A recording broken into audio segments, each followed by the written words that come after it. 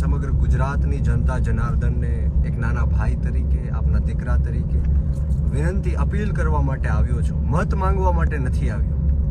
એકવાર ગુજરાતની જનતા ઠંડા મગજથી વિચારજો કે છેલ્લા 30 વર્ષથી આપણે ભારતીય જનતા પાર્ટીને મત આપ્યા, કોંગ્રેસને વિરોધ પક્ષમાં બેઠાડી, છતાં પણ આ દુનિયા ચંદ્ર ઉપર પહોંચી ગઈ અને હજી આપણે તૂટેલા રોડ રસ્તાના પ્રશ્ન છે, પીવાનું પાણી ન આવવાના પ્રશ્ન છે, વીજળીના પ્રશ્ન છે, ગટરના પ્રશ્ન છે.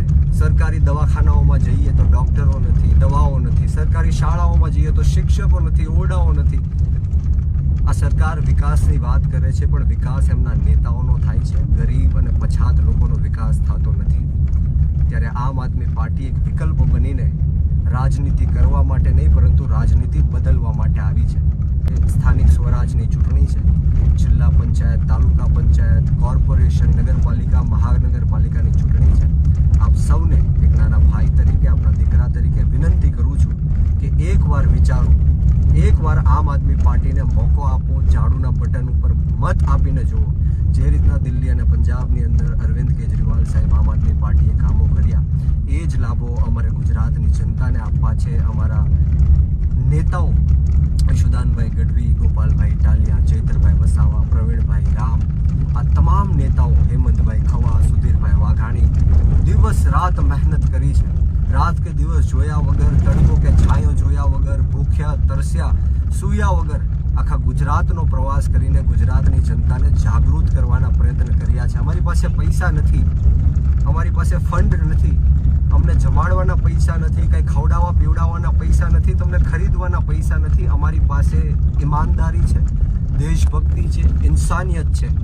આપ સૌને વિનંતી કરું છું કે જે રીતના તાનાશાહી અને હિટલરશાહી આ ગુજરાતની અંદર ચાલી રહી છે, આમ આદમી પાર્ટીએ 6000 કરતાં પણ વધારે ઉમેદવારો ચૂંટણી મેદાનમાં ઉતાર્યા છે. ત્યારે આ તમામ લોકોને હું આ તકે અભિનંદન એટલા માટે પાઠવું છું કારણ કે ભારતીય જનતા પાર્ટીએ 25-25 લાખ રૂપિયાની ઓફરો કરી, ધાક ધમકીઓ આપી, જેલમાં પૂરી દેશું, ખોટા કેસો કરશું, આમ કરશું, તેમ કરશું, ધંધા રોજગાર ઉપર પ્રહાર કરશું.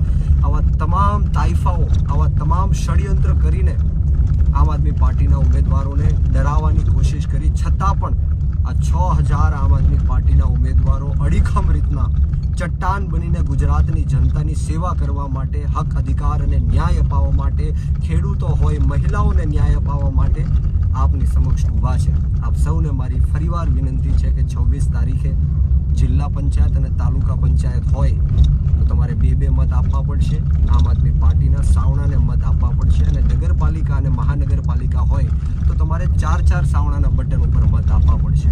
આપ સૌનો નાનો ભાઈ, આપ સૌનો દીકરો બ્રિજરાજ સોલંકી. જય હિન્દ, જય ભારત, જય જય ગરવી ગુજરાત, જય જવાન, જય કિસાન, જય યુવાન. નમસ્કાર.